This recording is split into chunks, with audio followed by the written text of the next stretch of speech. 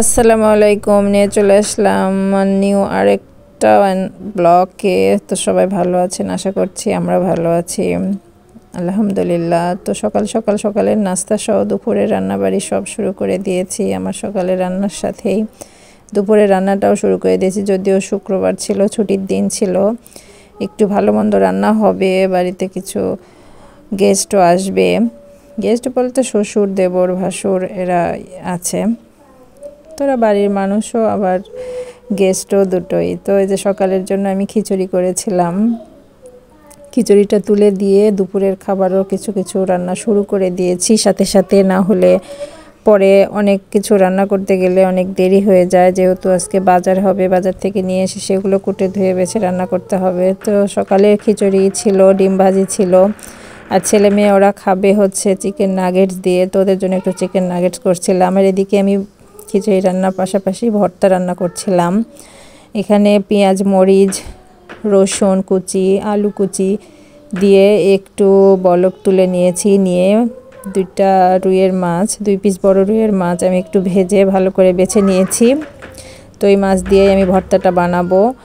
এই ভর্তাটা খেতে আসলে খুব মজার হয়, এটা যে কোনো মাছ দিয়েই করা যায়। তো আমি আজকে বড় বড় 2টা রুইয়ের মাছ নিয়েছি।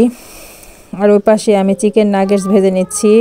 ছেলে মেয়ে দুইজনেই চিকেন নাগেটস দিয়ে খিচুড়ি খাবে, তো ওদের জন্য চিকেন নাগেটসটা ভেজে নিচ্ছিলাম। তো এই তো চিকেন নাগেটস হয়ে গেলে ওদের আমি সকালের খাবার খেতে দিব। তো পাশাপাশি ভর্তাটাও প্রায় হয়ে এসেছে। ভর্তা হওয়ার আগে সরিষার তেল না দিলে তো মনে হয় ভর্তাটা জমেই না। তো এই সরিষার তেল দিলে আমার খুবই টেস্ট লাগে খেতে। তো দিয়ে নেড়েচেড়ে ঢেকে দিলাম। আর এদিকে খিচুড়ি বেড়ে চিকেন নাগেটস দিয়ে দিলাম।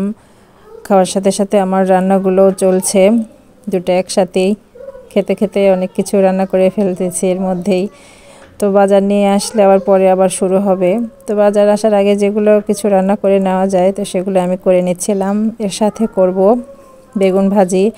তো বেগুন ভাজিটা কেটে আমি ঝাল, লবণ, হলুদ দিয়ে একটু মেখে নিচ্ছিলাম। নিয়ে বেগুন ভাজি উঠিয়ে দিব। তোমার মাছের ভর্তাটাও হয়ে গেছে। শেষে একটু চামচ দিয়ে ডলে রেডি করে নিয়েছি। এটা অনেকে পাটায় বেটেও ভর্তা করে, তো সেই ভর্তাটাও মজা লাগে। তো আমি পাটায় বেটে করলে একটু ঝামেলার জন্য ওটা অ্যাভয়েড করেছি। তো এর মাঝখানে অনেক সময় পার হয়ে গেছে, বাজার ছিল, বাজার কুটে ধুয়ে পরিষ্কার করে রান্না তুলে দিয়েছি অফ ক্যামেরায়। সব সময় আসলে ভিডিও করা যায় না একা একাই, ঝামেলার মধ্যে।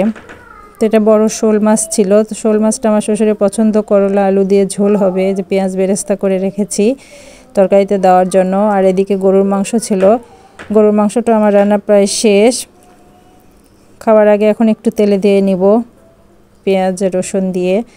আর তো দুপুরের কি আয়োজন ছিল, এখানে ছিল মাছের ভর্তা, যে ভর্তাটা করলাম সেটা। আর তো শসা লেবু থাকেই সাথে।